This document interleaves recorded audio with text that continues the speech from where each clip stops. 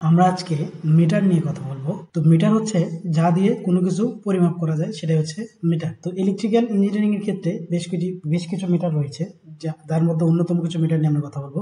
প্রথমেই কথা বলবো আমরা ভোল্ট মিটার নিয়ে। ভোল্ট মিটার হচ্ছে যা দিয়ে ভোল্টেজ পরিমাপ করা হয়, এবং এই ভোল্ট মিটারের ইন্টারনাল যে রেজিস্ট্যান্স সেটা অনেক বেশি, প্রায় অসীম। তার কারণ হচ্ছে এর গঠনের কারণে। দেখেন, এর গঠনের ক্ষেত্রে অনেক চিকন তারের কয়েল ব্যবহার করা হয়, এবং সেই কয়েলের প্যাচ থাকে অনেক বেশি। তো রোধের যে প্রপার্টিস সেটা অনুসারে আমরা জানি যে চিকন তারে রোধ বেশি এবং মোটা তারে রোধ কম। সেই হিসেবে ভোল্ট মিটারের যে ইন্টারনাল রেজিস্ট্যান্স সেটা অনেক বেশি, প্রায় অসীম। এবং কানেকশনের ক্ষেত্রে আমরা যেই লোডের বা যার ভোল্টেজ প্রয়োগ করব তার সাথে ভোল্ট মিটারটা অবশ্যই প্যারালালে সংযোগ করতে হবে। যেমন আমি এই রোধ দেখাইছি এখানে যে 20 ভোল্টের R1 R2, আমরা R2 ভোল্টেজ মাপতে চাই, সুতরাং R2 এর সাথে ভোল্ট মিটার আমরা সংযোগ করেছি প্যারালালে।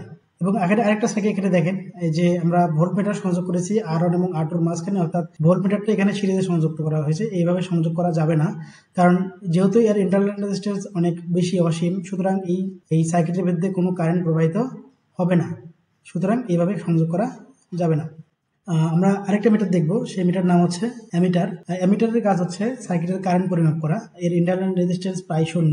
কারণ হচ্ছে এর যে গঠন, সেখানে দেখেন যে কয়েলটা রয়েছে, সেই কয়েলের হচ্ছে প্যাচটা হচ্ছে মোটা কয়েল, এবং প্যাচ হচ্ছে অনেক কম। সেই হিসেবে রোধের যে প্রপার্টি, সেই হিসেবে আমরা বলতে পারি যে এর ইন্টারনাল রেজিস্ট্যান্স প্রায় শূন্য। আর এর কানেকশন হবে হচ্ছে যার কারেন্ট পরিমাপ করতে চাই, যদি সার্কিটের পরিমাপ করতে চাই তাহলে সার্কিটের সঙ্গে সিরিজে, বা কোনো একটা লোডের কারেন্ট পরিমাপ করতে চাই তাহলে সেই লোডের সঙ্গে কারেন্টটি এমিটারটি সিরিজে সংযুক্ত করতে হবে, তাহলে কি সহজেই এর ভেতর দিয়ে কারেন্ট প্রবাহিত হবে এবং সেই কারেন্টটা এমিটারে শো করবে। কিন্তু এখানে আরেকটা কানেকশন দেখেন যে R2 এর সঙ্গে প্যারালালে সংযোগ করা হয়েছে, এভাবে সংযোগ করা যাবে না। তার কারণ হলো যে এই সার্কিট থেকে যে কারেন্ট বের হবে I, সেই কারেন্টটা যখন এই পথ দিয়ে প্রবাহিত হয়ে যাবে, তখন সেই কারেন্টটা আর রোধের বিরুদ্ধে প্রবাহিত হবে না, সেই কারেন্টটা অ্যামিটারের মধ্যে দিয়ে প্রবাহিত হবে। কারণ আমরা জানি অ্যামিটারের ইন্টারনাল রেজিস্ট্যান্স কি, প্রায় শূন্য, অর্থাৎ এটা একটা শর্ট পথের মতো আচরণ করবে। সেক্ষেত্রে এই রোধের বিরুদ্ধে কোনো কারেন্ট প্রবাহিত হবে না, সুতরাং এই অ্যামিটারকে কখনোই প্যারালালে সংযোগ করা যাবে না। তো আরো কিছু মিটার রয়েছে আমাদের ইলেকট্রিক্যাল ইঞ্জিনিয়ারিং, যেমন হচ্ছে ওহম মিটার, যা দিয়ে রেজিস্ট্যান্স প্রয়োগ করে; ফ্রিকোয়েন্সি মিটার, ফ্রিকোয়েন্সি প্রয়োগ করে; ওয়াট মিটার, যা দিয়ে পাওয়ার প্রয়োগ করা হয়। তো ওয়াট মিটারের আমাদের অনেক কাজে লাগবে ওয়াট মিটারের এই কনসেপ্টটা, সুতরাং আমি ওয়াট মিটার নিয়ে একটা ভিডিও বানাবো নেক্সটে। আর এনার্জি মিটার হচ্ছে যা দিয়ে এনার্জি প্রয়োগ করা হয়। তো এনার্জি মিটারের যে রিডিং, সেটা থেকে মূলত আমরা বিদ্যুৎ বিলের যে হিসাবটা সেটা করে থাকি। এরকম অসংখ্য মিটার রয়েছে।